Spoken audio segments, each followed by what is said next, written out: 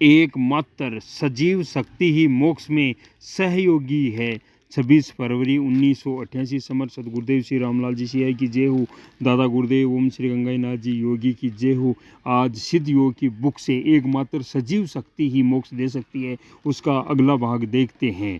ईश्वर आराधना से तो हर प्रकार का भय कोसों दूर भागता है, परंतु यह बात इन्हें बिल्कुल समझ में नहीं आ रही है। अपनी ही तस्वीर से ये लोग इतने डर चुके हैं कि इनकी बुद्धि पूर्ण रूप से जवाब दे चुकी है। ऐसी स्थिति में इन कमज़ोर लोगों के सहारे ये तथाकथित धर्मगुरु कितने दिन जीवित रह सकते हैं। भौतिक विज्ञान के वैज्ञानिकों को जब ऐसे गुरुओं से कुछ भी नहीं मिला तो इन्होंने अपने ही उपकरणों से उस असीम सत्ता की खोज प्रारंभ कर दी। भौतिक निर्जीव और अचेतन उपकरण उस सजीव और चेतन सत्ता का पता लगाने में किसी भी हाल में सक्षम नहीं हो सकेंगे।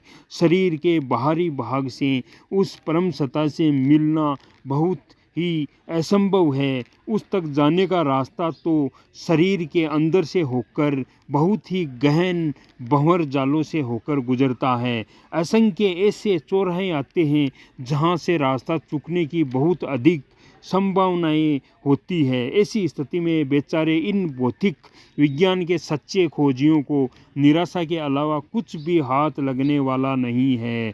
धन, समय और शक्ति के दुरुपयोग के अलावा कुछ भी परिणाम नहीं निकलने वाला है। इसके अलावा एक समस्या ऐसी है जिसने इन्हें और भ्रमित कर रखा है।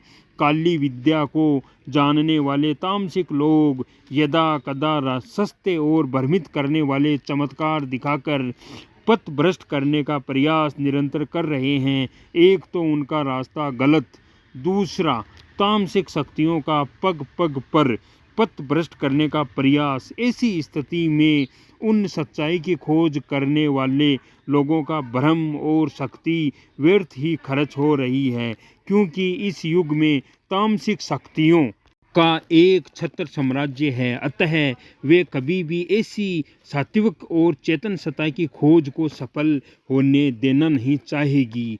परंतु इतिहास बताता है जब जब भी तामसिकता सत्ता अपने चरम उत्कर्ष पर पहुंची है, सात्विक सत्ता ने प्रकट होकर उसका पूर्ण विनाश किया है। महर्षि अरविंद ने भी इसके संबंध में कहा है, प्राचीन काल में जब भगवान अवतार लेते थे तो साथ ही दैत्य भी आया करते थे जो भगवान का विरोध करते थे। यह रीति सदा से चली आ रही है। इस प्रकार हम देखते हैं कि हर बार दैत्यों का विनाश हुआ है। इतिहास अपने आप को दोहराता है, अतः आगे भी वही होने वाला है। वह समय अब अधिक दूर नहीं है। उस परम सत्ता के धाम तक पहुँचने के बारे में हमारे सभी ऋषियों की तरह महर्षि श्री अरविंद ने भी कहा है। ईश्वर यदि है तो उनके अस्तित्व को अनुभव करने का, उनका साक्षात दर्शन प्राप्त करने का कोई न कोई पथ होगा।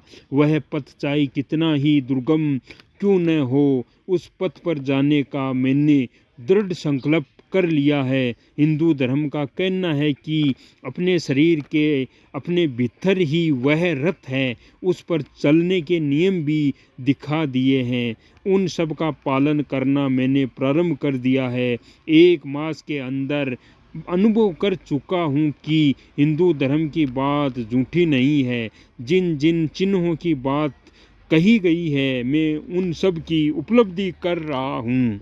इस प्रकार हम देखते हैं कि उस परम सत्ता तक जाने का जो एकमात्र रास्ता हमारे धर्म ने बताया है, उस पर चलकर ही मंजिल तक पहुंचना संभव है और सारे रास्ते भ्रमित करने वाले और गलत हैं।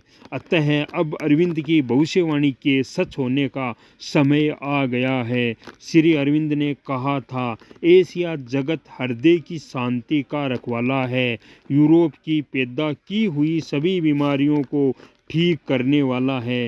यूरोप ने भौतिक विज्ञान, नियंत्रित राजनीति, उद्योग, व्यापार आदि में बहुत प्रगति कर ली है। अब भारत का काम शुरू होता है, उसे इन सब चीज़ों को अध्यात्म शक्ति के अधीन करके धरती पर ही स्वर्ग बसाना है। यह महर्षि अरविंद का कहा गया वाक्य है। ये काम आगे का भारत ही करेगा और भारत ही विश्व गुरु बनेगा और इस पृथ्वी पर ही, इस धरा पर ही स्वर्ग लेके आएगा। ये काम भारत का है।